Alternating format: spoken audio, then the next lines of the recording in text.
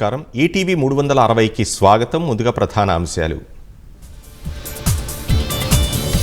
ఢిల్లీ పీఠంపై 27 ఏళ్ల తర్వాత ఎగిరిన కాషాయ జెండా. అసెంబ్లీ ఎన్నికల్లో 48 సీట్లు బీజేపీ కైవసం. ఆప్ను ముంచిన అవినీతి మరకలు. కేజ్రీవాల్ సహా కీలక నేతలు ఓటమి పాలు.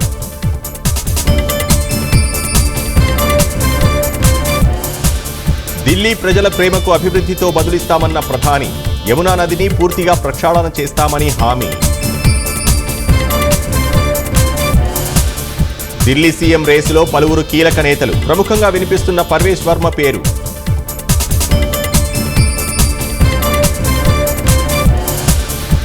హస్తిన విజయం మోదీ నాయకత్వ పటిమకు నిదర్శనమన్న చంద్రబాబు. డబుల్ ఇంజన్ సర్కార్తో రాజధాని అభివృద్ధి చెందుతుందన్న పవన్. ప్రజాభిమానం లేకుండా ప్రతిపక్ష హోదా ఎలా వస్తుంది? జగన్కు ప్రజాస్వామ్య విలువలు తెలియవని సీఎం విమర్శ.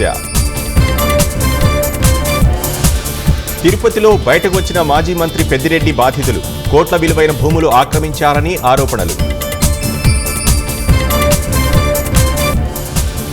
దస్తగిరిని బెదిరించిన కేసులో చైతన్యరెడ్డి విచారణ. జైలు మాజీ సూపరింటెండెంట్ను సైతం ప్రశ్నించిన పోలీసులు.